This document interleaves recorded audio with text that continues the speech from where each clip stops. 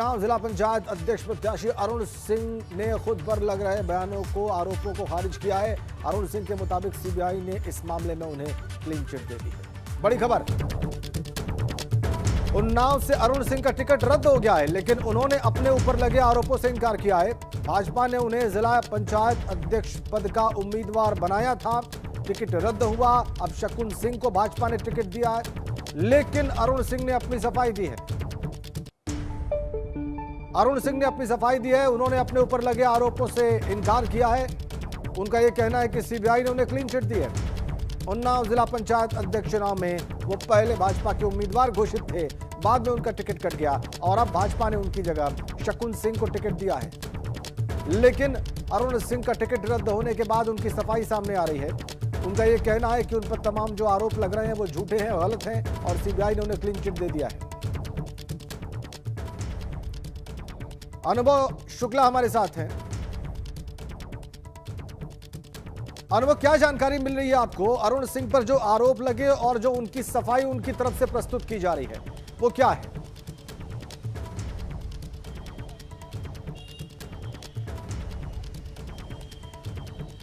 अनुभव, आपको मेरी आवाज मिल रही है?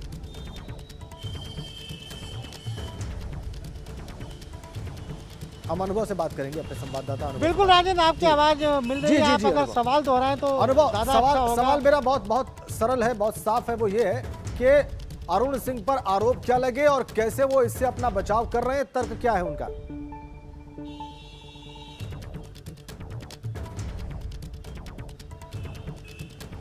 देखिए, बीजेपी के लिए उन्नाव और कुलदीप सिंह सेंगर ये पीछा नहीं छोड़ रहे हैं।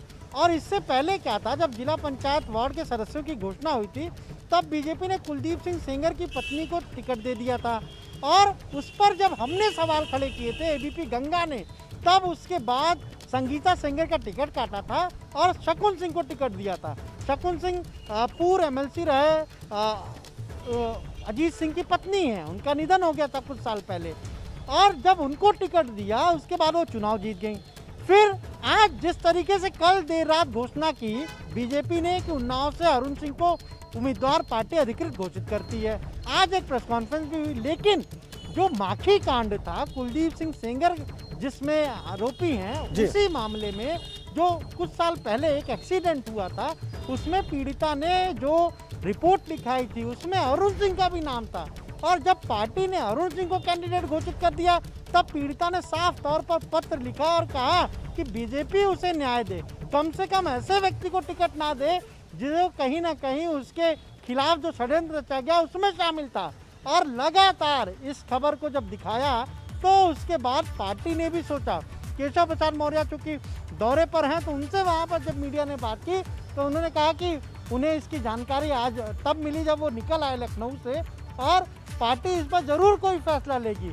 और उसके थोड़ी देर बाद, उनके बयान के थोड़ी देर बाद फिर जिला अध्यक्ष को लखनऊ से फ़ोन जाता है और जिला अध्यक्ष अपने फैसले को बदलते हैं। आप ये सोचिए कि तकरीबन 1.5 से 2 घंटा पहले वही जिला अध्यक्ष प्रेस कॉन्फ्रेंस कर रहे थे, अरुण सिंह साथ में बैठे हुए थे और तब जिला अध्यक्ष कह रहे थे कि यही हमारे अधिकृत प्रत्याशी हैं। लेकिन जिस तरीके से इस बात को मीडिया ने उठाया, खबर हमने दिखाई, उसके बाद पार्टी को बैकफुट पर आना पड़ा और अपने निर्णय को बदलना पड़ा। देखिए, राजनीति में कहते हैं कि व्यक्ति के आगे उसकी किस्मत चलती है। अब शकुन सिंह को आप देखिए, पहले जिला पंचायत सदस्य का भी टिकट नहीं मिल रहा था, उनकी जगह संगीता सेंगर को टिकट मिला। जब मीडिया में वो खबर चली तो संगीता सेंगर का टिकट कटा और शकुन सिंह को जिला पंचायत सदस्य का टिकट मिला, वो चुनाव जीती। फिर उसके बाद अरुण सिंह को जिला पंचायत अध्यक्ष का उम्मीदवार पार्टी ने घोषित कर दिया देर रात ही। और आज जब प्रेस कॉन्फ्रेंस हुई, इतना बवाल हुआ, उसके बाद उनका जब टिकट कटा तो फिर शकुन सिंह को ही बीजेपी ने जिला पंचायत अध्यक्ष पद का अपना उम्मीदवार घोषित किया। कहीं ना कहीं जिस तरीके से इस पूरे मामले में बीजेपी को लेकर विपक्ष ने निशाना साधा है, उससे कई सवाल भी खड़े हो रहे हैं। बिल्कुल अनुभव, हमारे साथ बने रहिए आप। सवाल तो है ही, बहुत सारे सवाल हैं। टिकट का दिया जाना, टिकट का कैंसिल किया जाना, अरुण सिंह का आरोपों से इनकार करना, सवाल ही सवाल है। थोड़ी देर पहले अरुण सिंह की उम्मीदवारी पर सवाल उठाए गए थे। माखी कांड की पीड़िता ने भाजपा उम्मीदवार अरुण सिंह की उम्मीदवारी पर सवाल उठाए थे। हालांकि अरुण सिंह ने इस पर बयान जारी कर अपने ऊपर लगे आरोपों को खारिज किया था और कहा था कि सीबीआई उन्हें क्लीन चिट दे चुकी है।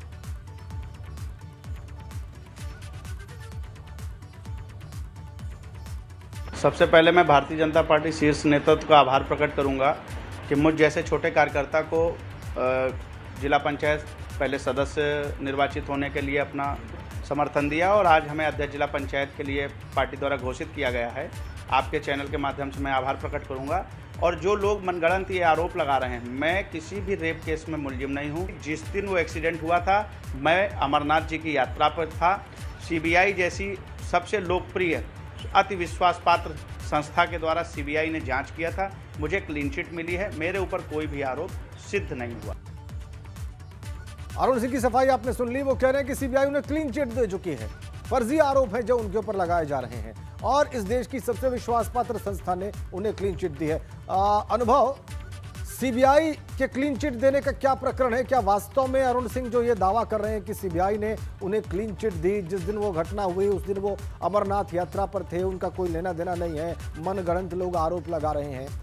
अगर सीबीआई ने उन्हें क्लीन चिट दिया है इस प्रकरण में तो जाहिर सी बात है आरोप आधारहीन है।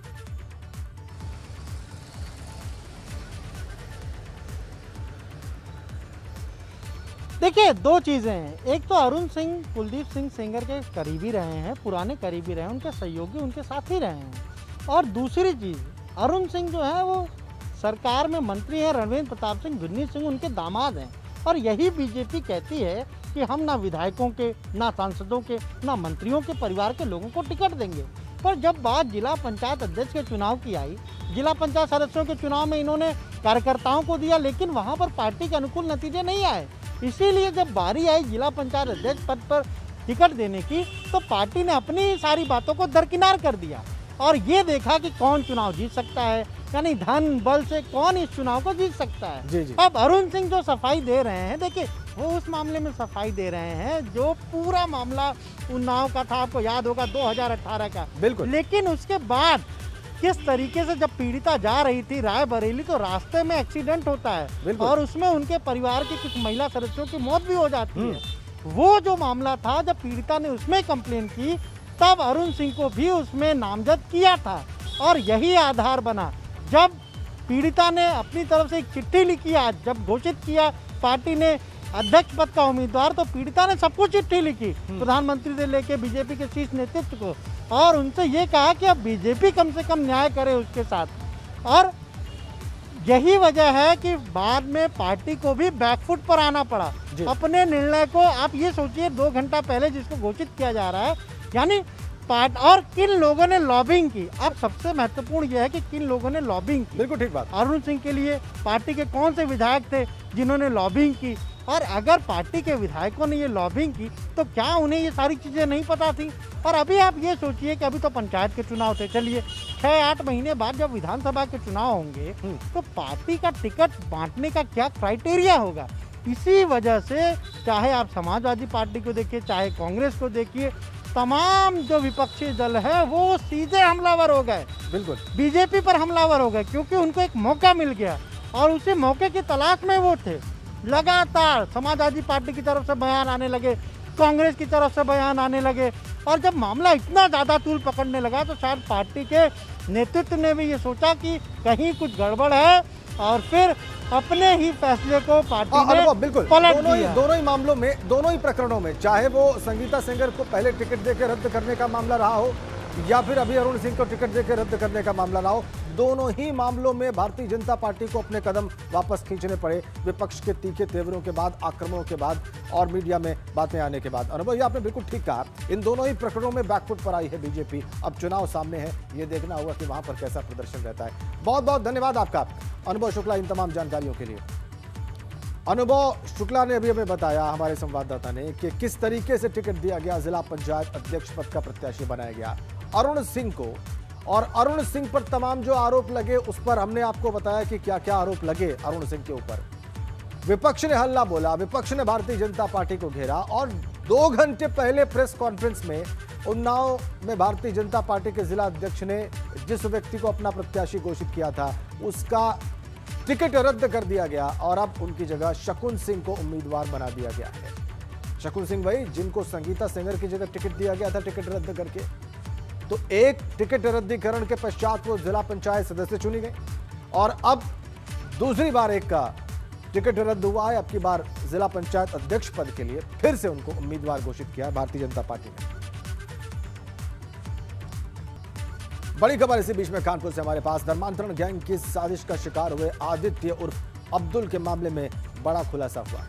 आदित्य ने स्कूल के 2 छात्रों को इस्लाम के प्रति प्रेरित करने का प्रयास किया था।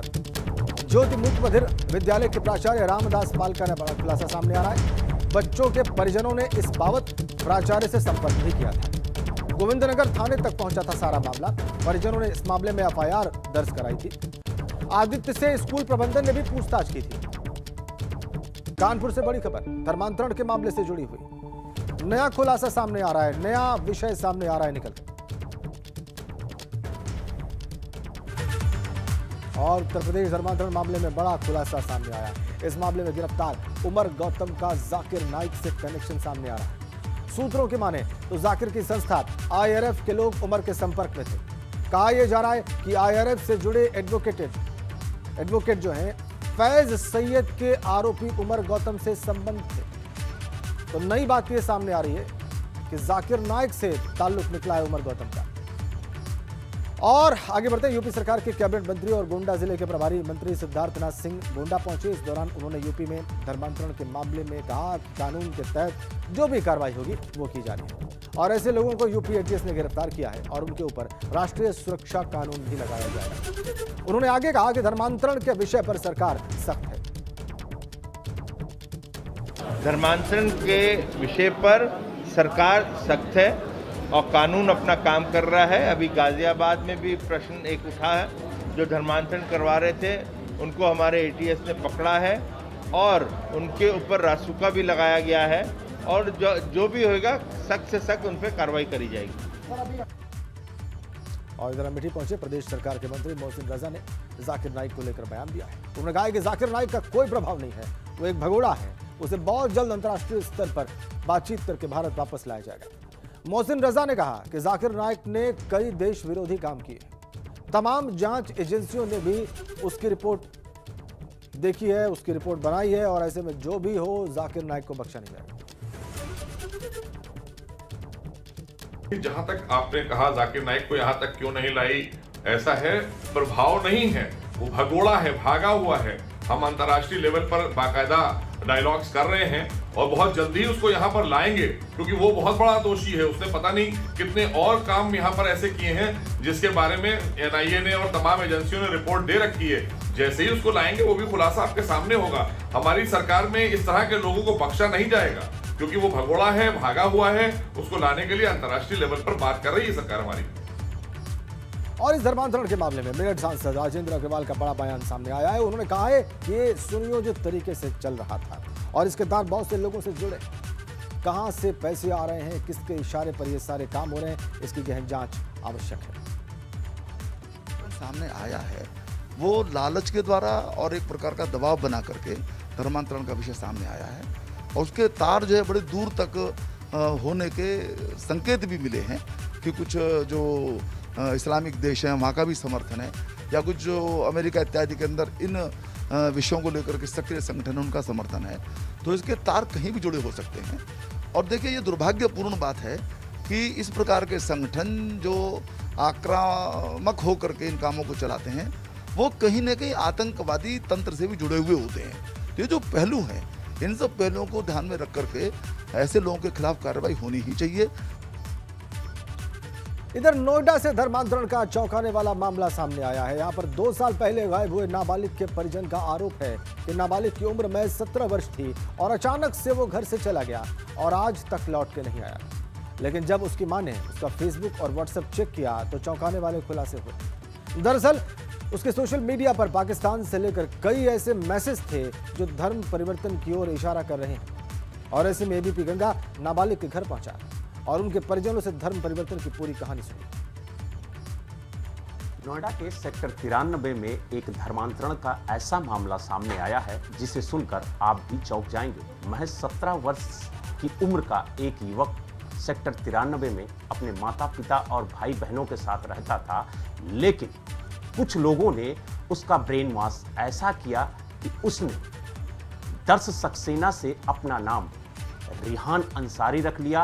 साथ ही उसने घर छोड़ दिया और पिछले 3 सालों से अभी तक वो घर नहीं आया है। लेकिन इसकी जानकारी परिजनों को तब हुई जब उन्होंने उसका सोशल अकाउंट खंगाला। हमारे साथ उसी दर्श सक्सेना की मां मौजूद हैं जो आज रिहान अंसारी बन गया है। क्या पूरा वाकया है? सर देखिए, हम लोगों को तो पता ही नहीं चला क्योंकि वो एक बहुत ज़्यादा ब्रिलियंट स्टूडेंट है, बहुत तेज़ है हर कामों में, हर एक्टिविटी में आगे रहने वाला। सेक्टर 30 में ITI में पढ़ता था। जब वो 5 मई 2018 को घर छोड़ करके चला गया, तभी तक भी हमको कुछ पता नहीं था क्योंकि 1-2 लोगों ने पहले हमको बताया कि इसको मस्जिद में देखा था, इसको शाहीन बाग में जाते हुए देखा था। शाहीन बाग में जो उनका मुस्लिम लोगों का डे नाइट का कुछ कॉन्सर्ट होता है उसमें देखा था। तो हमें कुछ लोगों ने बताया, हमने अपने बच्चे से पूछा लेकिन उसने बोला नहीं मम्मा मैं क्यों जाऊंगा वहाँ पे।